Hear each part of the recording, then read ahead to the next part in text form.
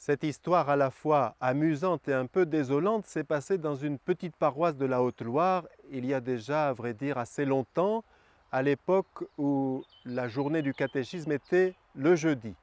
Ce matin-là, le père curé vient de terminer l'Eucharistie et trois dames, des habituées de la messe quotidienne, viennent lui dire leurs soucis. Vous connaissez Baptiste qui habite sur la place.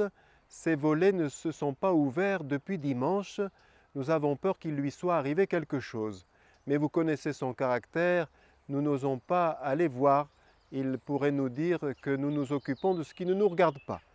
Alors le père curé leur dit, eh bien, je dois faire le catéchisme aux enfants, mais tout de suite après, j'irai lui rendre visite. Donc vers 11h30, monsieur le curé frappe à la porte de Baptiste. Pas de réponse. À cette époque-là, personne ne fermait ses portes à clé, il n'y avait pas de voleurs. Alors, il essaye, si la poignée est ouverte, la porte s'ouvre.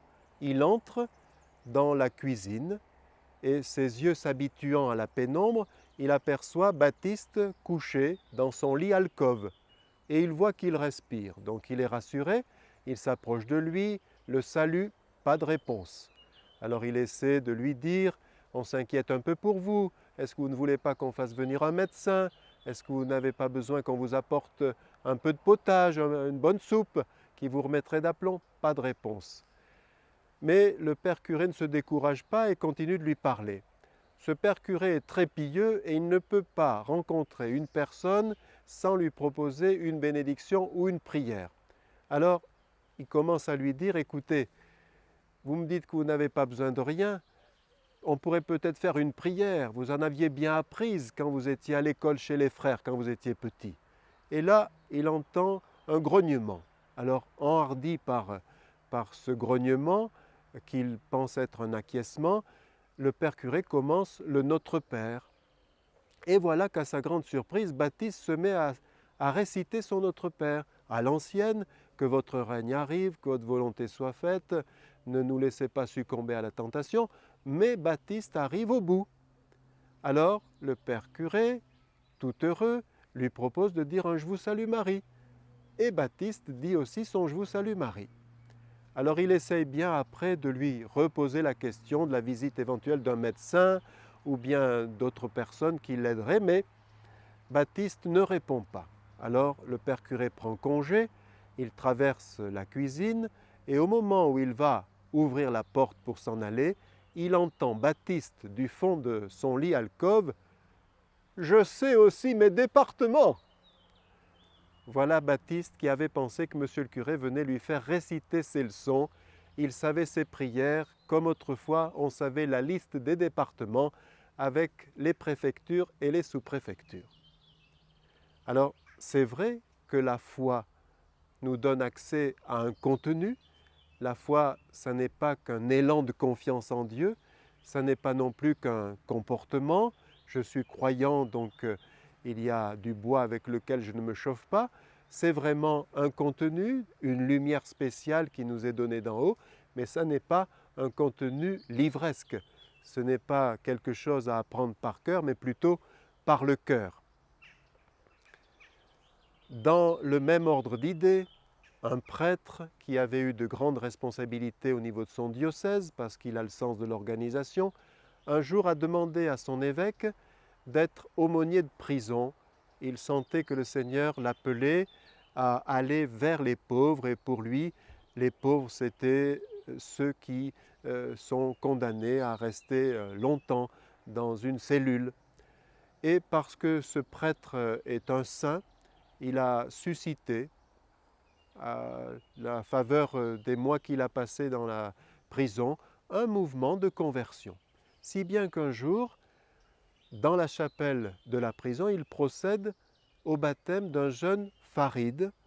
Son prénom vous fait comprendre de quelle origine il venait. Et il prenait comme prénom chrétien Jean. Alors il en arrive au moment crucial de la célébration. Farid Jean, crois-tu en Dieu, le Père Tout-Puissant, créateur du ciel et de la terre? Pour un musulman, puisque Farid est de cette origine, que Dieu soit tout-puissant et que Dieu soit créateur, cela ne fait pas de problème. il tique un peu sur le fait qu'on puisse appeler Dieu Père. Mais Farid répond en toute logique, oui, Père.